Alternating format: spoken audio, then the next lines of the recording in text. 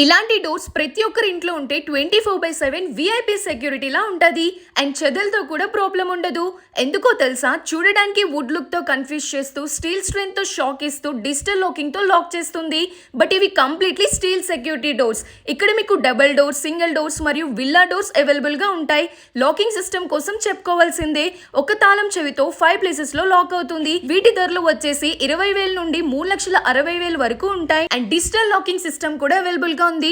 And wooden doors లో tower bolt back side, but steel doors side లో వస్తాయి. Thickness 50 mm నుండి 100 mm వరకు వస్తాయి.